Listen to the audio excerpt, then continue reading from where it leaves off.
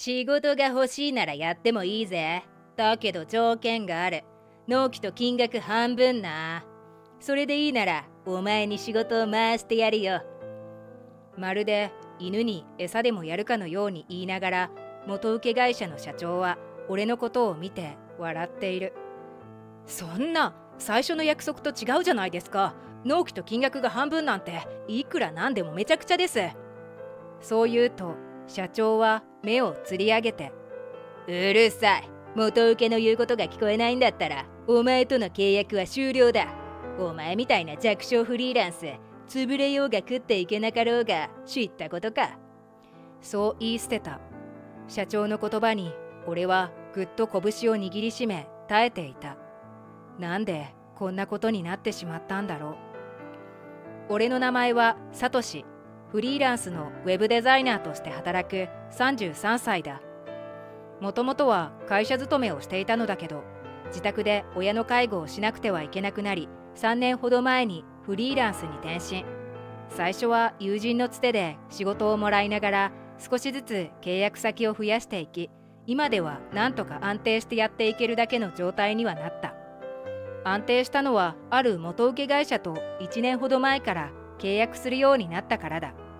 そこの担当者が俺のことをとても気に入ってくれて、安定して高単価の仕事を回してくれるようになったのだ。仕事が軌道に乗って俺は本当に安心した。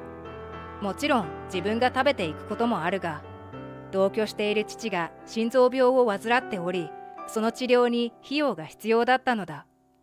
だからこの元請け会社との契約はとてもありがたく、今では仕事の6割はその会社からもらって生活するようになっている。ところが2ヶ月ほど前に元請け会社の担当者が転職してしまい、代わりに社長の宮崎さんが担当になった。社長が担当者なんておかしいなとは思ったのだけど、何でも他の社員は別の業務で手一杯のため、直々に社長が見てくれることになったというわけだ。だけどこの宮崎さんは大変な人物だったのだ。仕事の打ち合わせはテレビ電話とメールがもっぱらの連絡手段である。ある日テレビ電話をつなぐと、不機嫌そうな宮崎社長が画面の向こうに座っている。困るんだよね君。午前中に納品してほしかったんだけど、締め切りも守れないなんて、君フリーランスとして終わってるんじゃないの？目をつり上げて俺のことを見下したような喋り方だ。すみません。先日この案件の打ち合わせをした時に、今日の午前中は父の病院があるから納品は午後になるとお伝えしたはずですが、その時宮崎社長は急がないから夜でいい、そんなつまんないこと報告してくんなっておっしゃいましたよね。俺がそう言うと、嘘つけ、適当なこと言ってんじゃねえ。お前立場を分かってるのか？お前は下請け、俺は元請け。宮崎さんはすごい剣幕で怒り始める。何が父の病院だ。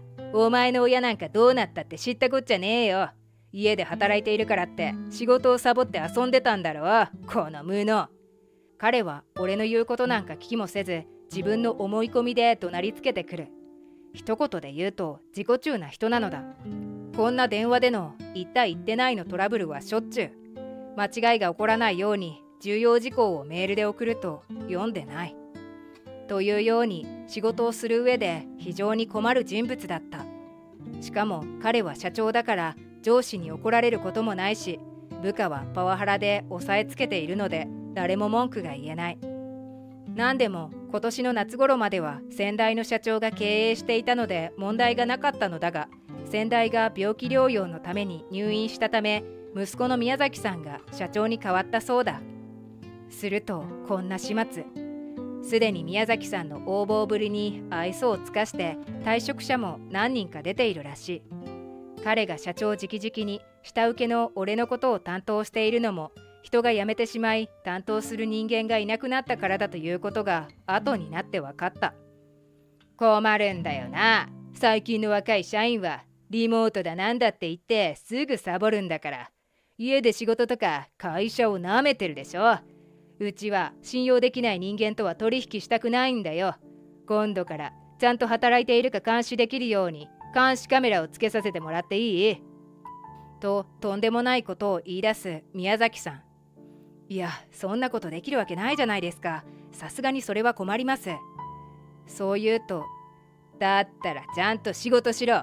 この案件、今日の16時までに終わらせとけよ。そう言うと、一方的にテレビ電話を切ってしまった。もはやイチャモンが趣味だとしか思えない。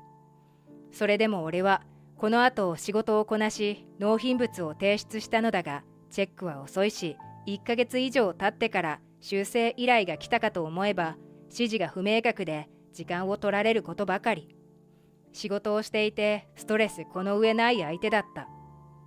またある時はいきなり電話をかけてきたかと思うと、おいサトシ、今頼んでる案件明日の朝までに終わらせろとぶっきらぼうに話す宮崎さん。でもあの案件は今日中は無理です。最低でも2日はいただかないと。驚いてそう言うと、うるせえ、お前が仕事をこなすのに何時間かかるかなんて俺の知ったこっちゃねえんだ。家で仕事をしてるんだったら24時間対応すんのが当たり前だろうが、仕事なめんな。そう怒鳴られた。まったく24時間働けなんて一体いつの時代だよ。俺が言い返そうとすると、また一方的に電話を切られてしまった。後日友人にこのことを相談すると、それってリモハラじゃんと言われてしまった。リモートハラスメント。在宅勤務や遠くの職場で働く人にテレビ電話などのリモート上で行われるハラスメントだ。俺の場合はフリーランスだから、この会社との契約を切って他の取引先を探すこともできる。だけど今度うちの父親が心臓の手術を受けることになっていて、その準備で忙しい。父は少し歩くと息切れがするし、重い扉などは開けるのが難しい。だから外出する際にはなるべくついていてやりたいし、見ていない間に倒れていたりしないか心配だった。今この会社との契約を切ったら探せば仕事はあるだろうが、家庭のことに使える時間が少なくなる。今はなるべく自分の仕事のことでドタバタしたくなかった俺は、宮崎社長のリモハラに耐えながらも必死に仕事と家庭の両立に奔走していた。そんなある日、おいサトシ、来月緊急でマーメイド社の案件が入ることになったからスケジュール押さえとけ。できれば超特急で頼みたいから、うちの会社以外の仕事の予定を入れるなよ。宮崎さんにそう言われた。マーメイド社というのは超大手のファッション通販会社で、新しく会員限定のウェブページを作るということで仕事を依頼してきたらしい。宮崎さんはこの案件に相当力を入れているらしく、どうしてもご利用しするので、俺は予定を調整してマーメイド社の案件に専念できるようにスケジュールを組み直した。ところが月が変わり、仕事の打ち合わせをする当日になっても宮崎さんから連絡が来ない。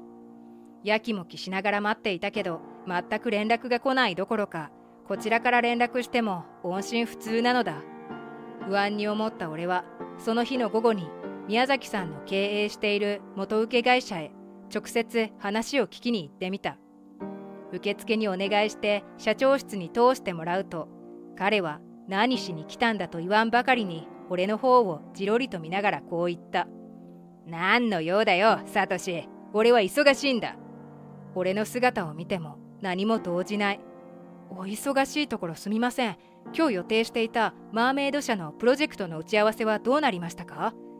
そう聞くと、マーメイド社のプロジェクト？何の話だっけ？宮崎さんはすっとぼけたような感じでこう言った。会員限定のウェブページの件ですよ。超特急で俺に頼みたいから他に仕事を入れないでくれって言ってたじゃないですか。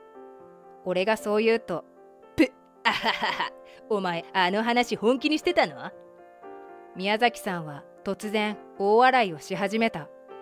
俺があっけに取られていると、お前みたいな弱小した受けにあんないい仕事回すわけねえじゃん。まったくフリーランスなんだったらあのくらいの冗談見抜けよな。こんなにうまく騙されるなんて傑作だ。冗談？騙しただって？俺は一瞬彼が何を言っているのかわからなかった。だけど笑いまくる彼を見ていると徐々に思考が追いついてきて、ふつふつと怒りがこみ上げてきた。こちらは予定をすべて開けて仕事を待っていたのに非常識すぎる。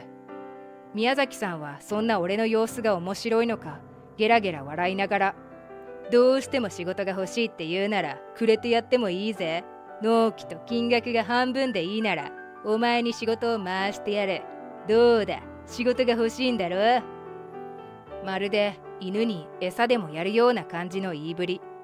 今までも他の会社との契約で予定を抑えた上でプロジェクト自体がなくなったことはあるけれど、そういう場合は先方は丁寧に謝罪をしてくれたし、場合によっては迷惑料を支払ってくれたことだってある。それなのにこの宮崎さんは自分が迷惑をかけている自覚がないばかりか、俺のことが気に入らないからとおそらくわざとやったのだ。いくら社長でもこんなの許せない。ついに堪忍袋の尾が切れた俺は、もういいです。御社との契約は終了します。そう言うと宮崎さんは大喜びしながら、いいぞいいぞ。お前みたいな弱小フリーランスとの契約なんていくらなくなっても痛くも痒くもないからな。そう捨て台詞を吐いた。その様子を見て、いや、俺にとってももう元請け会社はいらないんです。そう言うと、おいおい、負け犬の遠吠えは見苦しいぞ。なんて挑発をしてきた。だけど俺は彼の言葉に反応することなく、淡々と挨拶をすると元請け会社を去った。もうこの会社は自分とは関係ないのだ。それからしばらくして俺が別の会社との打ち合わせに出向いて街を歩いていると、おいお前、サトシじゃないか。急に呼び止められ振り向くと、そこにはあの悪徳社長の宮崎さんが立っていた。俺は無視して歩こうとしたんだけど、向こうは一目散にこちらに走り寄ってくると、俺の服の袖をつかんでこう叫んだ。お前、俺の会社に何をしてくれたんだよ。はあ？何もしてませんけど。何ですか？急いでいるので話してください。幾分か痩せて焦っている様子の宮崎さん。そんな彼に向かって冷たく言い放つ。だけど彼は諦めずに食いついて離れない。お前がうちとの契約をやめてからぱったりとクライアントからの発注がなくなったんだ。お前、うちの会社の評判を落とすようなデマでも流してはめたんだろう。宮崎さんはそう言って怒っている。俺はそんな彼の顔を見ながらはっきりと言ってやった。デマなんか流してません。クライアントさんが御社から手を引いたのは俺が直接取引をするようになったからですよ。すると宮崎さんは驚いて、なんだと？弱小フリーランスのお前がなんで？と言っている。今は SNS で誰とでもつながれますからね。SNS 上で御社を通さずに直接仕事を受けることにしたと宣伝したら、クライアント数社が飛びついてきましたから。あなたの会社を通すと余計な手数料を取られるし、仕事が遅くて困るから直接取引にしてよかったとクライアントさんみんながおっしゃってますよ。実は宮崎さんの会社との契約をやめた後、困った俺は今までに取引したことがある数社に仕事がないか問い合わせをしていた。すると宮崎さんの会社の仕事を通じて知り合いになっていた数社のクライアントさんが、今後は宮崎さんの会社を通さずに直接取引したいとメールや SNS で連絡をくれたのだ。本当はもっと早くに下請けではなく直請けになっていてもよかったのだけど、クライアントを一人一人と打ち合わせをするのはとても時間がかかる。ちょうど父親の手術のことで悩んでいた俺は、手術が終わるまでは下請けで頑張ることにしていたのだ。直請けは収入は高額になるが、仕事の打ち合わせ、請求書や納品書の管理など事務手続きも全部自分でやらないといけない。だけど下請けならば元請け会社が全部やってくれるので、単価は下がるけど時間的には余裕ができる。俺はそのメリットを生かすためにずっと下請けをしていたのだった。だけどあの宮崎さんのひどい仕打ち、ちょうど父の手術も1週間前に終わり、家のことが一段落したので、俺にとっては本当にもう元請け会社はいらなかったのだ。その後俺がクライアント数社を引き抜いてしまったせいで、宮崎さんの会社は大ダメージを負った。もともと宮崎さんの会社には興味がなくて、俺が働いていたから付き合っていたというクライアントさんもいてくれたようで、宮崎さんが気づいた時にはめぼしい取引先は全滅してしまっていたらしい。中でも彼が俺を騙す出しに使った大手ファッション通販のマーメイド社、あそこは本当に俺にデザインをお願いしたくて仕事を依頼してきていたらしく、宮崎さんが勝手に俺を外して自分の下手くそなデザインを出したせいでカンカンに怒ってしまったそうだ。そして彼の会社との契約を破棄して俺に直接依頼をかけてきてくれた。なんでもそこの担当者から聞いた話では、宮崎さんは俺の作るウェブページのデザインに嫉妬していたらしい。彼自身もウェブページのデザインを何度もクライアントに提案していたのだが、いつも下請けの俺が出した案の方が受けが良くて通るので、俺のことを憎んでいたというのだ。彼は一応社長としてやってはいるけど、親に甘えて育った軟弱な精神の持ち主で、努力をしたり切磋琢磨するということは怠っていたらしい。だから自分よりもいいものを作る人に対して嫉妬して案件どころか会社を破壊してしまったというわけだった。その話を聞いて俺は呆れた。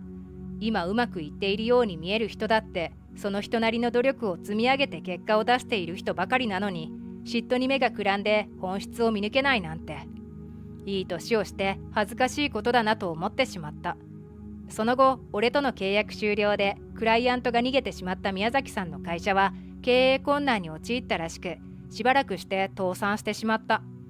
宮崎さんは会社を畳んだ後、心機一転してフリーランスのデザイナーとしてやっていこうとしたらしいが、あの横暴な態度では仕事をくれるクライアントなんておらず、あっという間に仕事が取れなくなって、今では飲食店でアルバイトをしているらしい。一生懸命に頑張れば才能が開花するかもしれなかったのに、自分で自分の人生をダメにしてしまったのだ。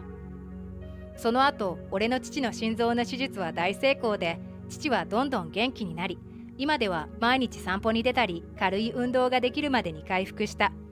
その様子を見て俺もやっと安心した。そして俺自身も仕事を通じて知り合った女性と結婚して、今では自宅にアトリエを設けてデザインの仕事をしている。いろいろ大変なこともあったけど、好きなことを仕事として続けられていることに感謝する毎日だ。